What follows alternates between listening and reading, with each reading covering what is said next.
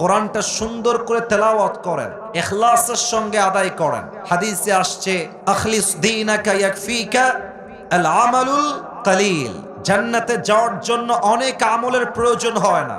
বান্দা যদি একটা আমল ইখলাস নিয়ে করতে পারে, হতে পারে একটা আমল তার জান্নাতে যাওয়ার ওয়াসিলা হিসেবে কবুল হয়ে যাবে। সুবহানাল্লাহ পড়ে সবাই। প্রথম কাজ তাহাজ্জুদ দিয়ে আমরা শুরু করব। আচ্ছা, তাহাজ্জুদ শেষ, আসসালামু আলাইকুম ওয়া রাহমাতুল্লাহ, আসসালামু আলাইকুম ওয়া রাহমাতুল্লাহ, তাহাজ্জুদ শেষ। এবার বসে বসে যা পাঠ করবেন শিখাই দিচ্ছি। কয়েকবার পড়বেন আস্তাগফিরুল্লাহ, আস্তাগফিরুল্লাহ। পড়েন দেখি একবার সবাই আস্তাগফিরুল্লাহ। আমার কানে একটু প্রবলেম হয়েছে, মনে হয় শুনতে পাই নাই। আরেকবার সবাই জবান থেকে পড়েন আস্তাগফিরুল্লাহ। কয়েকবার ইস্তেগফার পাঠ করবেন, তারপরে দুরুদ ইব্রাহিম পাঠ করবেন। দুরুদ পড়লে কি লাভ হয়? দুরুদ পড়ার পরে যেই দোয়া বান্দা আল্লাহর কাছে করে, আল্লাহ তার দোয়াটা খালি হাতে ফিরিয়ে দেয় না। সুবহানাল্লাহ। ইস্তেগফার পাঠ করবেন, দুরুদ পড়বেন, দোয়া শুরু করবেন আল্লাহর কাছে। যা মনে চায়, যা আপনার দরকার। যাদের বউ নাই আল্লাহকে বলবো, আল্লাহ এবার বউটা আমারে দিয়ে দাও আল্লাহ। বড় সবাই আমিন। যারা আমিন কয় না তারা কেউ বউ পাবে না। এটা জোরে কতি হবে আমিন। আপনার যা যা চাওয়া আছে তাহাজ্জুদের জায়নামাজ বিছিয়ে দোয়া করে চাইবেন। শেষ। তাহাজ্জুদ যখন শেষ হয়ে যাবে, আসবেন সাহরি খাওয়ার জন্য। সাহরি যখন খাওয়া শেষ, বাস সেহরি খেয়ে উঠে গিয়ে সোজা মসজিদে ঢুকে যাবেন। মসজিদে ঢুকে যখন ফজরের আজান হয়ে যাবে, ফজরের 2 রাকাত সুন্নত আদায় করবেন। যশোরের ভাইরা, কয় রাকাত সুন্নত? আর একটু জোরে শুনতে চাই, কয় রাকাত? 2 রাকাত সুন্নত। সুন্নত তো শেষ হয়ে গেল, কিন্তু সময় তো আছে এখনো 10 মিনিট 15 মিনিট। কি করবেন? আপনি একটা কোরআন নেবেন, কোরআনটা নিয়ে সুন্দর করে করে বসে বসে তেলাওয়াত করবেন। আমার এখনো মনে আছে, আমি তো মাদ্রাসায় পড়াশোনা করেছি। আমাদের ওখানে একটা সিস্টেম ছিল, আমরা প্রত্যেক ওয়াক্ত নামাজে আগে আগে যেতাম। 20 মিনিট আগে, 30 মিনিট আগে যেতাম এবং কোরআনটা নিয়ে সুন্দর করে তেলাওয়াত করতাম। আবার যখন ইকামত দিত, কোরআনটা রেখে আমরা নামাজ আদায় করা শুরু করতাম। অতএব ফজরের সুন্নত আদায় করার পরে বসে বসে ডোন্ট ওয়েস্ট ইউর টাইম, বসে বসে কোরআন তেলাওয়াত করবেন। রাজি আছেন তো ইনশাআল্লাহ? আচ্ছা, ফজরের নামাজ শুরু হয়ে গেল, নামাজ শেষ। সালাম যখন ফিরিয়ে ফেলবেন, সকলেই আয়াতুল কুরসি পাঠ করবেন। হাদিসে আসছে, যেই বান্দা প্রত্যেক ফরজ নামাজের পরে আয়াতুল কুরসি পাঠ করে, লাম ইয়ামনাহু মিন দুখুলিল জান্নাহ ইল্লাল মাউত, তার মাঝে আর জান্নাতের মাঝে কোনো দেওয়াল থাকে না, জাস্ট মৃত্যু ছাড়া। ও বান্দা মৃত্যু বরণ করে না, তাই সে জান্নাতে যায় না, মরলেই সে জান্নাতি হয়ে যাবে। সুবহানাল্লাহ। আয়াতুল কুরসি পাঠ করবেন। এবার আরেকটা আমল শিখাই দেই, আমার সঙ্গে সবাই পড়েন আউযু বিল্লাহিস সামিউল আলিম। মাশাআল্লাহ, আওয়াজ এসেছে। মিনাশ শাইতানির রাজীম। এখনই যে মুখস্থ হয়ে যাবে ব্যাপারটা এরকম নয়। মিডিয়ার লোক বসে আছে, কালকে আপলোড হয়ে যাবে এইটা, অর্থাৎ আউযু বিল্লাহিস সামিউল আলিম মিনাশ শাইতানির রাজীম, এইটা পড়বেন। তারপরে সকলেই সূরাতুল হাশরের শেষ আয়াতগুলো পড়বেন। হুয়াল্লাহুল্লাযী লা ইলাহা ইল্লাহু আলিমুল গায়বি ওয়াশ শাহাদা হুয়ার রহমানুর রহিম, শেষ পর্যন্ত পড়বেন। এই আমলটা যেই বান্দা করবে, একটা লাভ বলে দেই, তার পুরো দিনের সমস্ত বিপদকে আল্লাহ নিজেই দূর করে দিবে। সুবহানাল্লাহ পড়ে সবাই। সূরাতুল হাশরের শেষ 3 আয়াতের আমল শেষ। এবার আপনি বাসায় ফিরে আসবেন।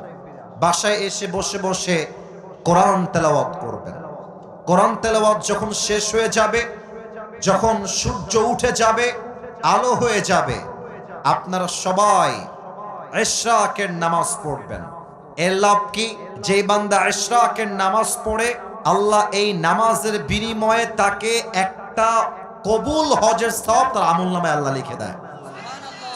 আচ্ছা, তারপরে যদি আপনার মনে হয় কিছুক্ষণ ঘুমালেন, আর যদি ঘুম না হয়, সোজা জোহরের ওয়াক্ত যখন শুরু হয়ে যাবে, যে যার কাজে ছুটে যাবেন। ব্যবসায়ী দোকানে যাবে, যে জব করে সে অফিসে যাবে, যে ইমাম সে তার কাজ করবে, যে যার কাজ শুরু হয়ে যাবে। যেমনটা আল্লাহ তাআলা বলেছেন, ফাইদা কুদিয়াতিস সালাত ফান্তাশিরু ফিল আরদ, when you have done your salah spread out to your workplace, নামাজ শেষ কাজ শুরু হয়ে যাবে। অবহেলা যে করে, অলস যে হয়, সে প্রকৃতপক্ষের বীর বাহাদুর মুসলমান হতে পারে না, ঠিক কিনা বলে? আচ্ছা, কাজ যখন শেষ হয়ে যাবে, জোহরের আজান দিয়ে দিয়েছে, আল্লাহু আকবার, আজান যখন শুরু হয়ে যাবে, আপনার প্রথম আমল হবে আজানের উত্তর দেওয়া। অনেকে আজানের উত্তর দিতেও ভয় পায়, একদম সহজ, যা বলবে জাস্ট রিপিট করে দিবেন।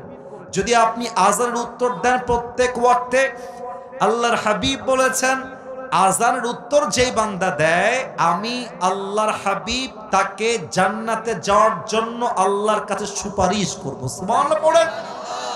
আচ্ছা, এরপরে জোহরের পূর্বে সুন্নত কয় রাকাত বলেন তো সবাই? আপনারা ভয় পাচ্ছেন কিসের জন্য? কতি হবে? কয় রাকাত? 4 রাকাত আদায় করবেন। আপনাদের মনে আছে কিনা জানি না, আমি একটু আগে বলে আসছি, সুন্নত নামাজ শেষ মসজিদে বসে বসে সময় লস করবেন না, টাইম ওয়েস্ট করবেন না। কোরআনটা খুলে ইকামত দেওয়া পর্যন্ত কোরআনটা তেলাওয়াত করবেন। আবার যখন নামাজ শুরু হয়ে যাবে, জোহরের নামাজ পড়বেন, সালাম ফিরাবেন। প্রথম আমল কি? কুরসি পড়বেন না? কথা কচ্ছেন না আপনারা গো। কি কুরসি পড়বেন বলেন সবাই? আয়াতুল কুরসি পড়বেন। বাস 2 রাকাত সুন্নত পড়বেন, বাসায় ফিরে আসবেন। এখন যাদের বউ আছে তাদের জন্য একটা কথা, জোহরের নামাজ পড়ে এসে দেখবেন যে আপনার বউ বাড়ির কাজ করছে, হয় রান্না বান্না করছে। যাদের বউ নাই, বউ হবে তোরে বাবা, এত টেনশন কিসের? আগে শোনো আমার কথা শোনো, আমি তোমাদের কথা একটু পরে বলবো। একটু ওয়েট করো। যুবকদের কথা না বলতে ওয়াজটা সফলই হবে না যুবক ভাই। ওয়েট ফর আ মিনিট, একটু সময় দাও। আচ্ছা, আপনার বউ ঝাড়ু দিচ্ছে, এসে বলুন, বউ দাও ঝাড়ুটা আমাকে দাও। আপনি ঝাড়ু দিবেন। আল্লাহর হাবিব বলেছেন, বউয়ের জন্য যেই বান্দা 1 টাকাও খরচ করবে, বউয়ের কষ্টে সে সহযোগিতার হাত বাড়ায় দিবে, প্রত্যেকটা কাজে কাজে আল্লাহ তার আমলনামায় সওয়াব লিখে দিবে। সুবহানাল্লাহ। এখন মনে করেন যে আপনি রান্না বান্না করতে পারেন না, আপনি না পারেন ডিম ভাজতে, না পারেন আপনি আলু ভাজি করতে, না পারেন আপনি ভাত করতে, কিছুই পারেন না। আপনি কি করবেন? বউয়ের কাছে দাঁড়ায় থাকবেন। মরিচ লাগবে আগায় দিবেন, পেঁয়াজ লাগবে আগায় দিবেন, যা লাগবে আগায় দিবেন। প্রত্যেকটা কাজে কাজে আপনাকে সওয়াব দিবে একজন, তিনি কে? বউয়ের কাজ করবেন, সেবা করবেন, বাড়ির কাজ করবেন, জীবনের কাজ করবেন। আসরের আজান শুরু হয়ে গেল, মসজিদে আসবেন। এসে যদি পারেন 4 রাকাত সুন্নত পড়বেন, সুন্নতের পরে কোরআন তেলাওয়াত, তারপরে আসরের নামাজ, তারপরে কোন কুরসি? এই যে ভুলে গেছেন মনে হয়, কি কুরসি? আয়াতুল কুরসি পড়বেন। এরপরে এই যে মুরব্বি যারা এসেছেন, আমার চোখে চোখ, যুবক ভাইরা আমার চোখে চোখ, আসরের নামাজ পড়ে বাহিরে বের হবে না। তোমাদের পায়ে হাত রেখে আবদার রাখলাম, আসরের পরে প্রত্যেকটা এলাকার মসজিদে তালিম হবে, প্রত্যেক এলাকার মসজিদে কোরআন শিক্ষা হবে, প্রত্যেকটা এলাকার মসজিদে আসরের নামাজের পরে দ্বীনের শিক্ষা হবে, কোরআন শিক্ষা হবে, ওয়াজ হবে, ফজিলতের কথা হবে। আল্লাহর হাবিব বলেছেন, যেই বান্দা আসরের নামাজের পরে দ্বীনের চর্চা করে, দ্বীনের প্রশিক্ষণ নেয়, আল্লাহ তাআলা আমলনামায় কবুল হজের সওয়াব লিখে দেয়। সুবহানাল্লাহ। আচ্ছা, আমল শেষ, বাসায় আসবেন। আমি কিন্তু শেষের দিকে চলে এসেছি।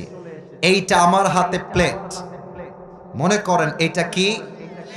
আর একবার জোরে করেন, এটার নাম কি? ইফতারি আপনার সামনে চলে এসেছে।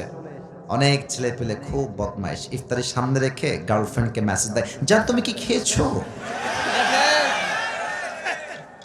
বদমাইশের হাড্ডি। মনে রাখবেন, ইফতারি সামনে রেখে যেই যুবক হারামে লিপ্ত হয়ে যায়, যেই মেয়ে হারামে লিপ্ত হয়ে যায়, তার রোজার 2 পয়সা দাম আল্লাহর কাছে সে পাবে না, ঠিক কিনা বলে? আচ্ছা, তাহলে কি আমল করবেন? ইফতারি আপনার সামনে, বসে বসে আপনি ইস্তেগফার পাঠ করবেন। ইস্তেগফার শেষ, ইফতারি সামনে রেখে 2 হাত তুলবেন মুনাজাতের জন্য। আল্লাহর হাবিব বলেছেন, ইফতারি সামনে রেখে যেই বান্দা আল্লাহর কাছে কোনো কিছু চায়, আল্লাহ তার প্রত্যেকটা চাওয়াকেই কবুল করে নেয়। সুবহানাল্লাহ। আর ইফতারি যখন করবেন, এটা মুরব্বীদের বাজে স্বভাব, আমাদেরও বাজে স্বভাব। প্রথমেই শুরু করি পানি দিয়ে, আরে সেই তৃষ্ণা। অনেকে দেখবেন যে জুসের বোতলটা অথবা গ্লাসটা এমনি ধরে রাখে, আজান খালি দিতে দেরি হবে, আমার খাতি দেরি হবে না। আজান দিলি শরবত দিয়ে শুরু করে, আজান দিলি উনি খায় আগে পেঁয়াজি আলুর চপ। না, দিস ইজ নট দ্য সুন্নাহ, এটা সুন্নাহ নয়। আজান হবে বা ওয়াক্ত হয়ে যাবে, প্রথমেই আপনি নিবেন সুন্নতি খাবার খেজুর। সুবহানাল্লাহ পড়বেন না আপনারা? পেঁয়াজি নয়, আলুর চপ নয়, ডিমের চপ নয়, পানি নয়, প্রথম আমার সুন্নতি খাবার হবে খেজুর। বলেন সবাই, নাম কি? আর খাওয়ার সময় এমন খাওয়া খায় এইরকম পুয়াতিমের মতো হয়ে যায়। আর কি হয়, খাওয়ার পরে গিয়ে ওই যে বেডে শুয়ে যায়, মাগরিবও পড়ে না, এশাও পড়ে না, তাহাজ্জুদ তো বহুত দূরের কথা, তারাবির নামাজটাও পড়তে চায় না। ঠিক কিনা বলেন? একদম সুন্নত অনুযায়ী হালকা খাবেন।